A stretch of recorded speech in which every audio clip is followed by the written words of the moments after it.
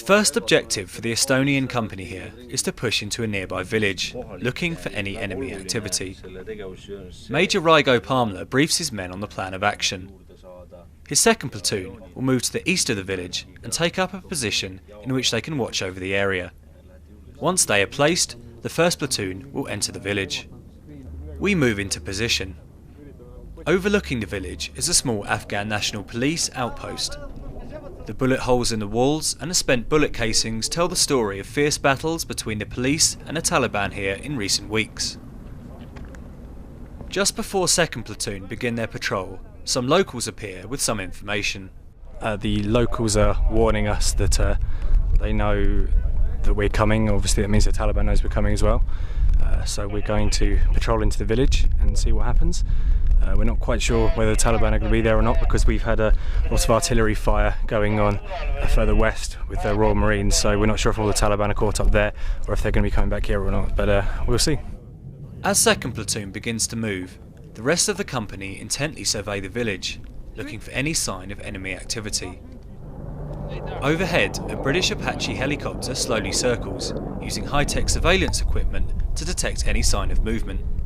On a rooftop, there are suddenly 3 small flashes. On top of one of the roofs in the compound in the village, there's a sort of flashing, and the Afghan policeman is telling us that the Taliban are using mirrors to signal to each other. They could be signalling that we're coming or something. So we're just waiting out now, waiting for our 2nd Platoon to get into position. There is a sudden clatter of gunfire over to the east. 2nd Platoon have been engaged by the enemy. The British artillery officer attached to the platoon begins to call in support from field guns based several kilometres away.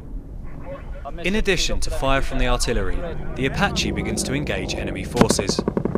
Any support from aircraft is directed by a joint tactical air controller who is on the ground, helping the aircraft to positively identify the enemy, minimising the risk to civilians and ISAF units.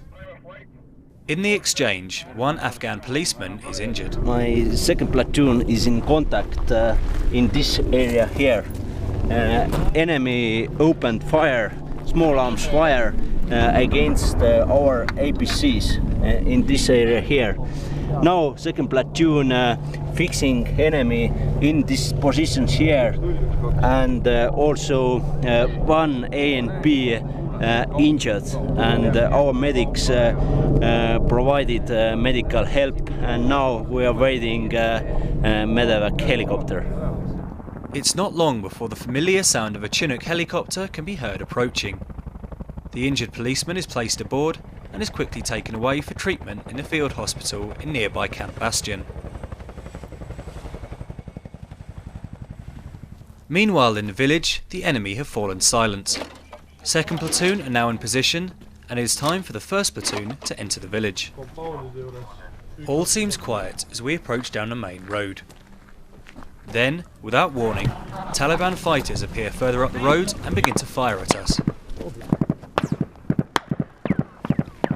The Estonian soldiers are quick to react and begin to return fire.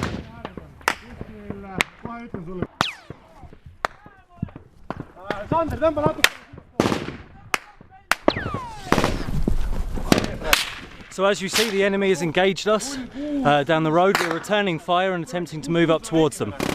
While the gunners lay down suppressing fire, other soldiers begin to move through the compounds in the village in order to reach the enemy firing position. Before long, the village falls silent. Taliban fighters suddenly appear on the left-hand side of the gunners and begin to fire at them. They are attempting to come round and attack us from the side, a manoeuvre known as flanking. The soldiers fall back to cover.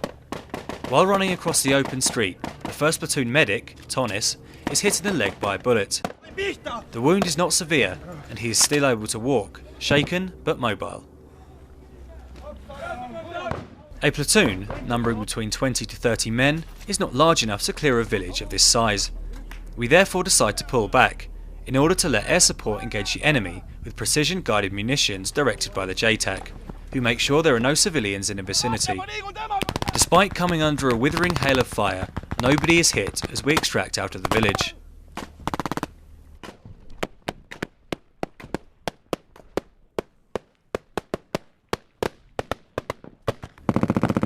Estonian forces on the ridge by the police checkpoint are able to give us covering fire as we move back towards their position.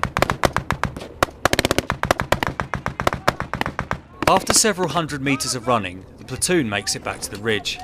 Everybody is exhausted, but relieved that no one was seriously injured. War is hell. Well, we managed to withdraw back to our lines. We got the injured man out because that was the top priority. And now second platoon, who were, as you might remember, over at the side giving us cover fire. We might need to go and get them back. With the soldiers and civilians clear of the village, American F-18 planes are clear to fire on the enemy, who soon withdraw.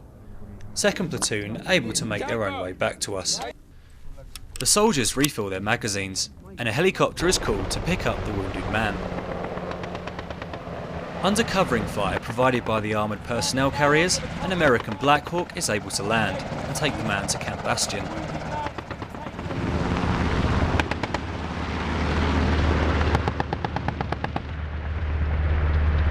This is obviously day one of the operation. We've got several days to go, so it's going to be very interesting to see how the guys hold up and how we proceed to clear out our mission objectives. Anyway, this is me signing off from day one. Our probe into the village had shown the Taliban that we meant business. It was now time to force them back.